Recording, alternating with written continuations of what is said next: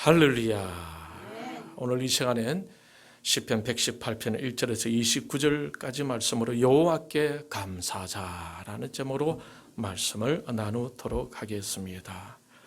지난 시간에 같이 나누던 말씀의 주제는 감사하는 것이 시작의 기본이다라는 것이었습니다.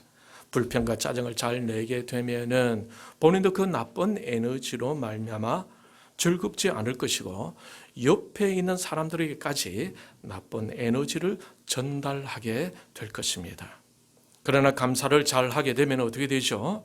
사람들에게 행복을 전하고 기분도 좋게 할 수가 있겠죠. 그러면 사람들도 자연스럽게 그 사람을 찾게 될 것입니다. 그런데 불평하고 원망하고 짜증을 잘 내면은 어떻게 될까요? 그와 정반대의 현상이 일어나지 않겠습니까? 인생은 결코 쉬운 것은 아닌 것 같아요. 그렇다고 늘 불평하고 원망하고 짜증을 내는 것을 당연한 것으로 받아들일 수만은 없는 것이 아니겠습니까? 왜냐하면 그렇게 사는데 누가 잘한다고 박수를 쳐줄 수가 있겠습니까?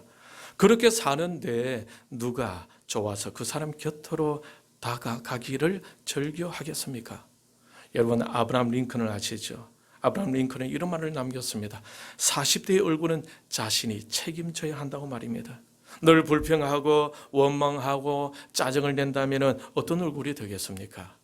그런데 그러한 삶을 완전히 변화시켜 늘 감사하게 된다면 그 얼굴이 엄청 평온해지지 않겠습니까? 사람들은 그러한 얼굴을 좋아하겠죠. 그런데 그러한 얼굴을 갖기 위해서 우리는 스스로 감사하는 훈련을 해 나가야 한다라는 것입니다. 아무리 생각해봐도 감사하는 얼굴이 은혜스럽고 평화롭지 않겠습니까? 그렇게 살 때 본인도 마음이 편안하고 주위에 있는 사람들에게도 감사와 웃음을 선사할 수 있을 겁니다. 어렵고 힘든 상황 속에서도 감사할 수 있다면 금상첨화일 것입니다. 그런데 하나님을 믿는 하나님의 자녀들이 불평과 원망과 짜증에 더 익숙해져 있다면 쉽게 불평하고 쉽게 원망하고 쉽게 짜증을 낸다면 가정과 교회와 이웃과 하나님 나라를 세워가는 것이 아니라 오히려 무너뜨려가는 것이 아닐까 이렇게 생각해 보는 거예요. 적어도 하나님을 믿는 믿음을 소유한 하나님의 자녀들이라면 우리는 무엇을 믿어야 할까요? 하나님께서 함께 해 주신다는 것을 믿어야 하지 않겠습니까? 하나님께서 도와주시고 하나님께서 지켜주신다는 것을 믿어야 하겠죠. 이러한 믿음을 가지고 하나님을 신뢰하고 있다면 어떠한 상황 속에서도 감사할 수 있을 것이고 어떤 일에 대해서도 감사할 수가 있을 겁니다. 그렇게 감사해 갈 때에 자신의 영혼도 살고 이웃의 영혼도 살고 가정도 살고 교회도 살고 나라가 살 수 있지 않겠습니까? 오늘 보면 시편 118편은 역경 중에 처한 자신을 구원해 주시고 전쟁에서 승리하게 하시며 인자를 베푸신 하나님께 감사하면서 이 시편을 읽는 모든 사람들에게도 그 감사의 현장으로 초대하고 있습니다. 여러분 1절은 어떻게 시작하고 있습니까? 같이 한번 읽어볼까요? 1절 시작. 여호와께 감사하라. 그는 선하시며 그의 인자하심이 영원하미로다. 그런데 여러분 오늘 이 본문의 마지막 절 29절은 또 어떻게 맺고 있나요? 같이 읽어볼까요? 29절 시작. 여호와께 감사하라. 그는 선하시며 그의 인자하심이 영원하미로다. 시작절과 마지막 절이 동일한 말씀으로 되어 있죠. 여러분 이것은 무엇을 의미하는 줄 아시겠죠? 이것은 바로 하나님께 감사하는 것이 얼마나 가치 있고 얼마나 중요한지를 강조하고 있는 것이 아니겠습니까? 오늘은 추수감사주일입니다. 이 현대적인 형태의 추수감사절의 출발은 보통 17세기경으로 거슬러 올라가는데 모진 박해를 받던 유럽의 청교도들이 신앙의 자유를 얻기 위해서 정든 고향을 떠나 척박한 아메리카 신대륙으로 건너가게 되었습니다. 그들이 도착한 땅은 아무것도 없는 황량한 미개척지였어요. 그곳에서 씨를 뿌리고 오랜 기다림 시간을 보낸 후에 첫 열매를 맺게 되는데, 그때 그들에게서 그 결실의 의미는 생존에 대한 환희였습니다. 아, 이렇게 내가 살아남았구나. 그러한 기쁨이었어요. 부지런한 손놀림과 땀 흘린 대가로서의 풍성한 열매가 아니라 새로운 세계에서 생명을 유지토록 허락해 주신 하나님의 은혜에 눈물 겹도록 감격하였던 것입니다. 저 많이 거두어서 즐겁고 기분이 좋다라는 이런 의미가 아니라 하나님께서 열매를 허락하심으로 살아남게 되었다라는 의미가 훨씬 더 강했다라는 겁니다. 이런 의미의 추수감사절이 선교사님 통해서 우리나라에도 전해서 오늘날 우리도 지키고 있는 것입니다. 그러니 추수감사절의 의미는 하나님께서 열매 맺게 주신 것에 대한 감사이면서도 또 무엇입니까? 그 열매를 먹고 이렇게 살아남게 해 주신 그 하나님의 은혜에 감사하는 의미가 더 크다라는 것이죠. 그들이 생존할 수 있었던 근거는 무엇입니까? 하나님의 은혜였다라는 것입니다. 하나님의 도우심이었다라는 거예요. 그래서 생명을 지켜주신 하나님의 은혜에 대한 감사가 묻어 있는 것이 바로 추수감사절인 것입니다. 오늘 본문에서도 보면 시편 기사는 시작부터 여호와께 감사하라라고 시작하고 있죠. 얼마나 하나님의 도우심이 그에게 감동적이었으면 이렇게 시작과 마지막을 똑같이 여호와께 감사하라고 하고 있겠습니까? 여러분, 신앙생활을 하다 보면은 우리의 삶이 참 하나님의 은혜였음을 고백할 때가 있죠. 젊은 사람들이라 하더라도 믿음의 시각으로 자신을 돌아보면은 하나님의 은혜로 노래하지 않을 수가 없을 겁니다. 오늘 본문의 시편 기자도 마찬가지였어요. 시를 적어 내려가면서 가장 먼저 떠오른 말이 무엇이었습니까? 바로 여호와께 감사하라라는 것입니다. 사랑하는 성도 여러분, 우리도 하나님께 감사하는 말이 가장 먼저 나올 수 있기를 바랍니다. 할렐루야. 일어나자마자 감사합니다, 하나님. 밥을 먹으면서도 감사합니다, 하나님. 직장을 가면서도 차 안에서 감사합니다, 하나님. 직장에서 일을 하면서 속으로 감사합니다, 하나님. 직장을 마치고 집으로 돌아오면서도 감사합니다, 하나님. 모든 일에, 모든 상황 속에서 항상 감사할 수 있는 우리가 되면은 얼마나 좋겠습니까? 여러분, 그렇게 될 수 있기를 바랍니다. 할렐루야. 그렇게 작은 일에도 감사한다면 하나님께서 어찌 그냥 내버려 두시겠어요? 더 긍휼히 여겨주시지 않겠습니까? 오늘은 추수감사주일입니다. 우리가 먹고 마시고 입고 자고 하는 모든 것들을 생각해 보면서 이 모든 것들이 다 하나님의 은혜였음을 고백할 수 있기를 바랍니다. 또 이렇게 우리가 어려운 가운데서도 이기고 인내하면서 살아오게 된 것도 다 하나님의 도우심이요 하나님의 은혜가 아니겠습니까? 그러니 우리는 더욱 감사해야겠죠. 여러분, 세상 노래에서도 보면은 태평가라는 노래가 있죠. 짜증을 내어서 무엇하랴, 성화를 바쳐서 무엇하랴, 이렇게 여유 있게 살아가자 이 말입니다. 그런데 특별히 하나님의 자녀된 우리는 불평과 짜증이 아니라 자연스럽게 감사하고 함께해 주실 하나님을 바라보면서 기대하며 감사하는 삶을 살아야 하지 않겠습니까? 추수감사 예배를 드리고 있는 저와 여러분, 하나님께 진심으로 감사할 수 있기를 축복합니다. 자, 그러면서 시편 기사는 무엇에 대해서 감사하고 있습니까? 하나님이 선하시기 때문입니다. 그분의 인자하심이 영원하시기 때문입니다. 여러분, 여기서 선하시다라는 말은 히브리 말로 토브라는 말인데, 이 토브라는 말은 단순히 도덕적인 선하다라는 뜻을 나타내는 것이 아니라 감정적인 만족, 어떤 물건이나 결과물의 형상이나 내용에 대한 만족 등 모든 일에 있어서 최고의 만족할 만한 그런 상태의 있음을 표현하는 단어가 바로 토브라는 단어입니다. 저 하나님은 하나님이 만드신 모든 피조물들에게 언제나 좋은 것으로 베풀어 주셨다라는 것이죠. 그 중에서 특별히 하나님께서 택하신 하나님 백성들에게는 언제나 선하시고 영원한 인자하심으로 나타나 주셨다라는 겁니다.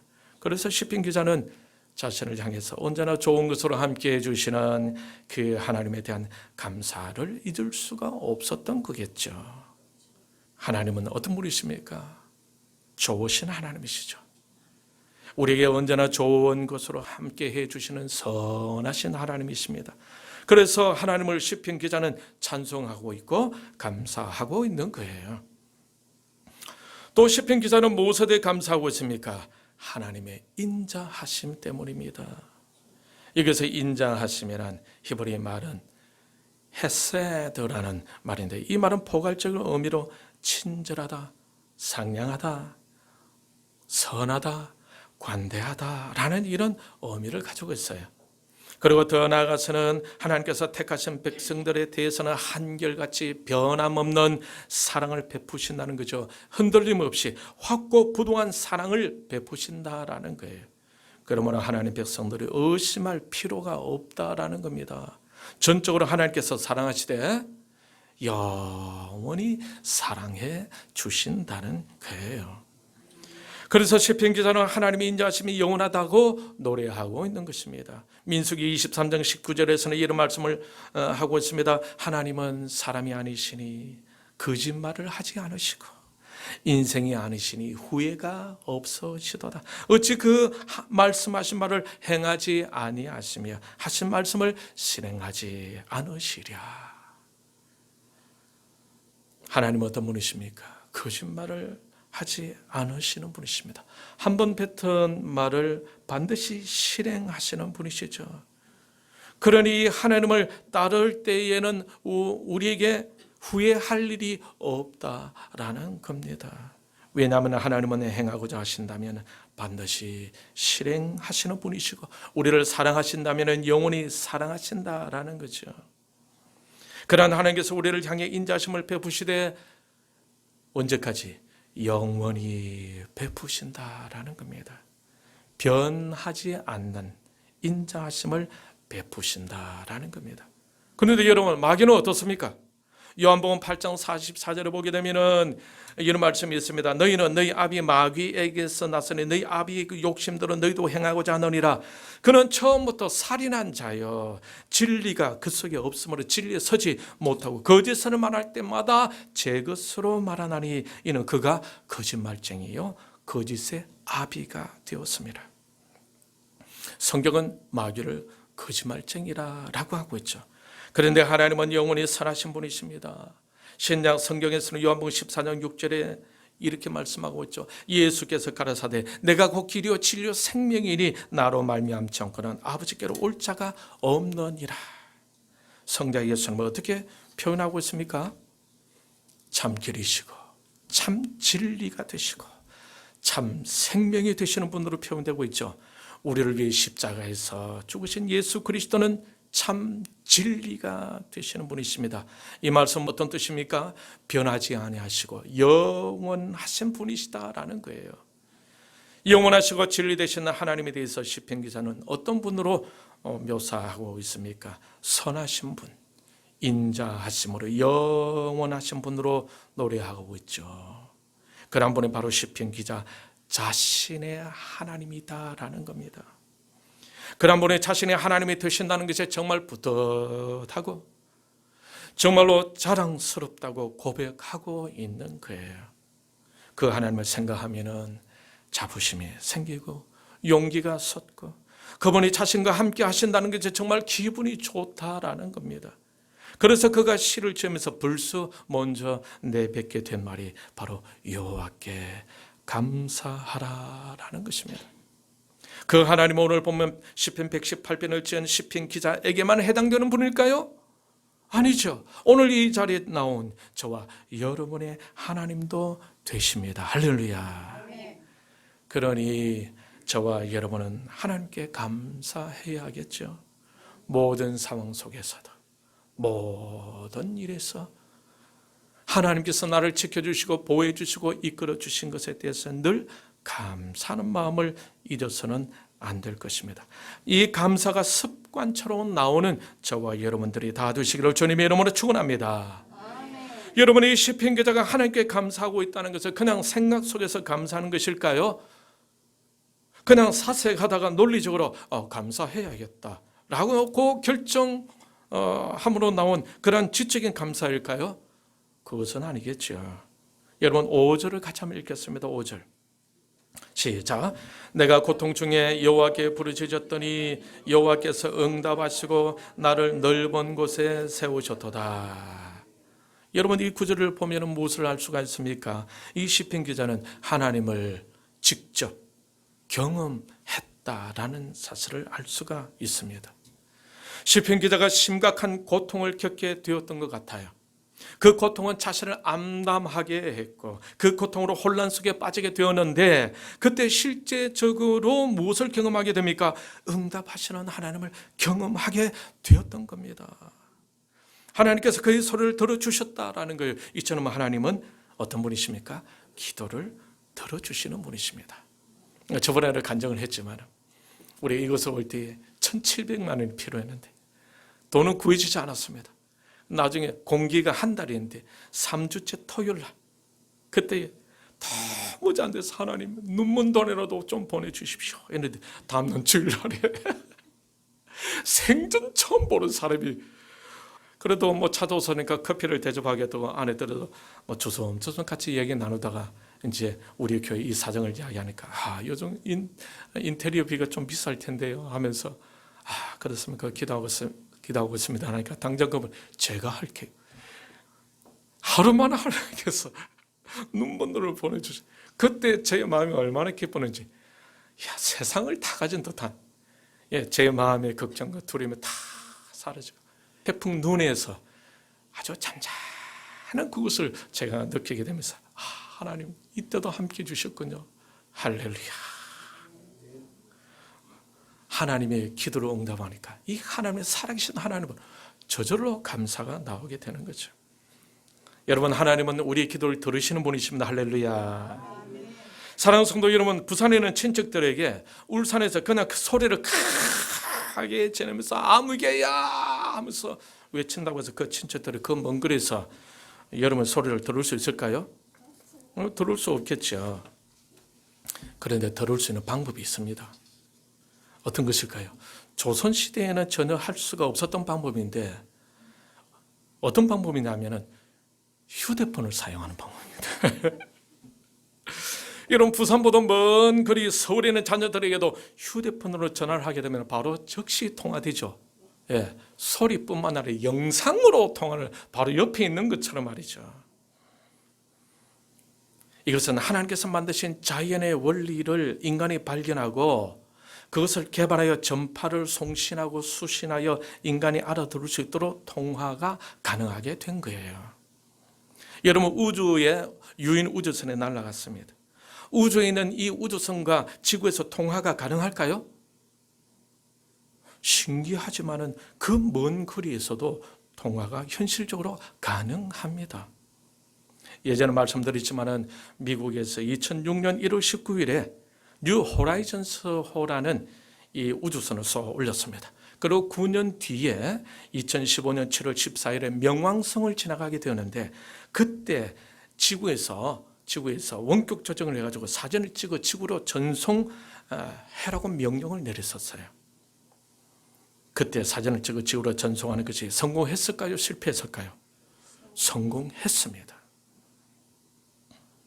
그런데 여러분 사진이 지구로 전송될 때 시간이 어느 정도 걸렸는지 아시겠습니까? 약 5시간 정도 걸렸다고 합니다. 시간은 제법 걸렸죠. 그런데 전송은 성공했습니다. 그런데 지구와 명왕성까지 거리가 얼마나 되는지 아십니까? 57억 킬로미터랍니다. 여러분 57억 킬로미터가 얼마나 먼 거리인지 여러분 상상이 되십니까? 여러분 지구 둘레의 길이가 얼마나 정도 됩니까? 46,000km예요. 46,000km. 그런데 1억 킬로미터도 아니고 57억 킬로미터 되는 그 거리에서 사진이 이미지 정보가 전송이 되었다라는 것입니다. 그런데 지난번에도 말씀드린 것 같이 양자역학이 완전히 발달하게 되게 되면은 지구에서 명왕성뿐만 아니라 우주 끝에서 우주 끝까지도 순간적으로 정보를 전달할 수 있다고 요즘 과학자들은 말하고 있습니다. 그러한 논리를 근거해서 지금 양자 컴퓨터가 개발되고 있습니다. 자, 그렇다면 하나님이 아무리 멀리 계시더라도 하나님 당신께서 만드신 자연의 원리를 활용하지 않으시겠습니까? 만약 그렇다면 하나님께서 그 자연의 원리를 활용하신다면 지금 여기서 우리가 말하는 것도 하나님이 순간적으로 다 들을 수 있다는 합리적인 결론을 내릴 수가 있겠죠. 시편 기자는, 오늘 이 시편 기자는 그것을 경험한 거예요. 고통 중에 여호와께 부르짖었더니 여호와께서 응답해 주시는 것을 경험했던 것입니다. 그러니 그 놀라운 하나님을 찬양하지 않을 수가 없고 그 하나님께 감사하지 않을 수가 없었던 거죠. 또 시편 기자가 감사하고 있는 것은 5절에서 보면은 여호와께서 나를 넓은 곳에 세우셨도다. 이것은 자기는 무너뜨리려 하는 자들이 코너로 몰아가지고 구석으로 몰고 있었는데 하나님께서 그 고통과 슬픔과 대적들이 압제하는 가운데서도 건져주시며 그런 넓은 곳으로 내밀면서 구원해 주셨다라는 이런 의미를 나타내는 말씀입니다. 이것에 대해서 NIV 영어 성경은 이렇게 번역하고 있어요. He answered by setting me free. 하나님께서 나를 고난 가운데서 자유롭게 해 주셨도다. 그래서 시편 기자는 확실히 깨닫게 된 거죠. 무엇을 깨닫게 되었습니까? 6절 같이 읽어볼까요? 시작. 여호와는 내 편이시라. 내가 두려워하지 아니하리니 사람이 내게 어찌할까. 여호와 하나님이 자신의 편이 되어 주신다라는 거예요. 자신의 기도를 들어주시고 응답해 주는 그 하나님을 경험하면서 그가 깨닫게 된 것이 바로 하나님은 나의 하나님이시구나. 그 하나님이 나의 편이 되어 주시구나. 이것을 확신하게 되었다는 겁니다. 그러니 얼마나 감사가 되고 얼마나 마음이 든든해졌겠습니까? 그래서 그가 하는 말이 무엇입니까? 6절에 내가 두려워하지 아니하리니 사람이 내게 어찌할까. 저와 여러분들 이러한 고백이 있기를 축복합니다. 할렐루야. 이것을 경험하게 되면 시편 기자는 어떤 고백을 하게 됩니까? 8절 9절을 보면은 여호와께 피하는 것이 사람을 신뢰하는 것보다 나으며 여호와께 피하는 것이 고관들을 신뢰하는 것보다 낫도다. 사람들이 어렵고 힘들 때 무엇을 의지하게 됩니까? 먼저 돈을 의지하게 되죠. 돈이 없으면 무엇을 찾습니까? 사람을 찾죠. 이것은 인지상정이지 않겠습니까? 시편 기자도 그랬던 것 같아요. 그런데 그때 그는 무엇을 했다고 합니까? 그 어려운 가운데서 무엇을 했다고요? 기도했다.